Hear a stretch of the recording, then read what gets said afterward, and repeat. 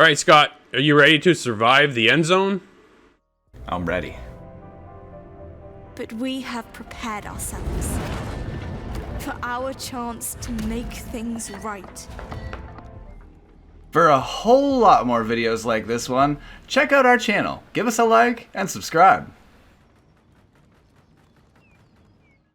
Scott, you and I jumped into Endzone, A World Apart, an early access game over on Steam. This is an apocalyptic survival city builder. I honestly been having a good time. This is kind of also our genre too. What do you think about Endzone?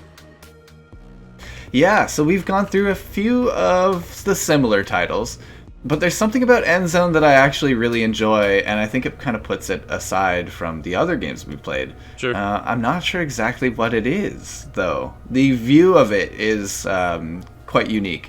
It looks pretty sharp compared to some of the other ones we've played. Yep. And those cutscenes are really clean. They are really clean. Like that intro, the opening cinematic to the game, I thought was incredible.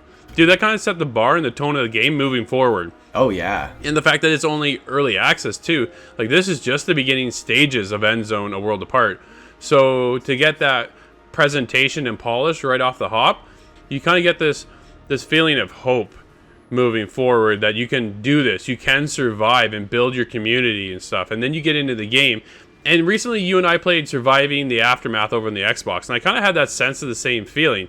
You're out there gathering resources to help build your community. You're building gardens, you're building homes, you're building recycling centers. I think it's things we've seen before, but it works well in this one.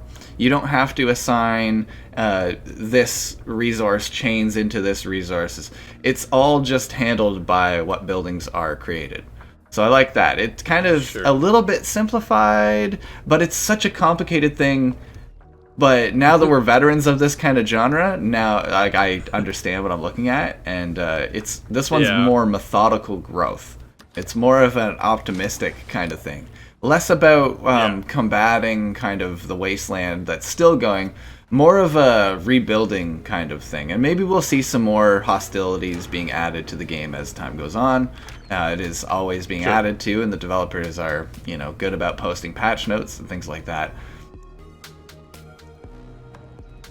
Well, the problem I had, honestly, if anybody is new to this genre and is looking to get into the city builder, you typically start with a tutorial. Mm-hmm.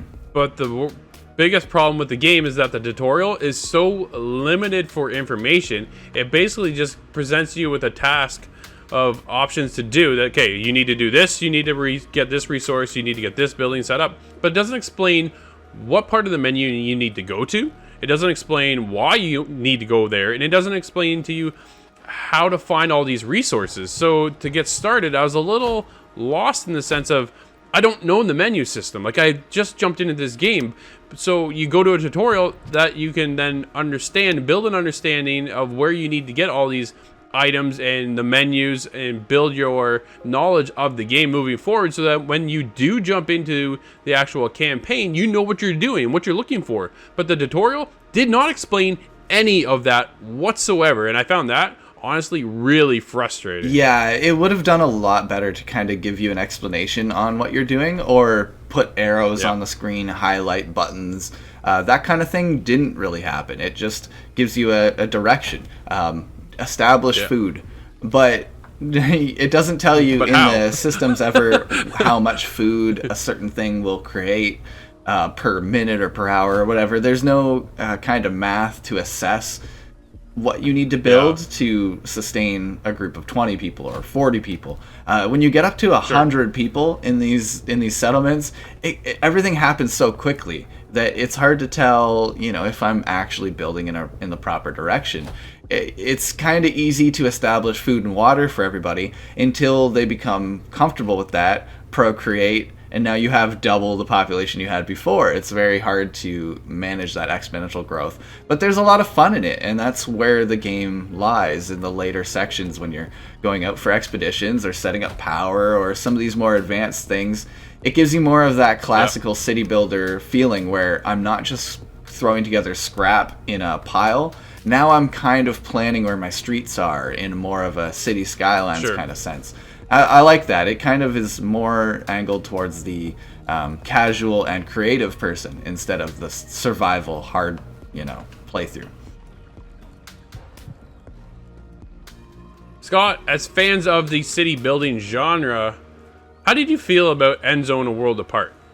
Well, it's complicated like they all are, but once you get past that little bit of learning curve, I find the game is a little bit more casual than the normal game in the genre. So for me, I will recommend this one because I like the more relaxed city building aspect of it instead of, worrying about what storm is going to destroy me. But those difficulties are there if it's something you want to play. Yeah, you know what? I had a great time playing the game. I love the ability just to kind of sit and chill out and focus on building my community without the worries. Like, I hit a dry spell, but yet it didn't crush me to no end. But if you take your time and build up resources and the proper buildings, you're able to kind of really thrive your community and build it into something that's really, really cool. Because this isn't a full game, though, we're only recommending or not recommending. So for me, I'm definitely recommending Endzone: A World Apart.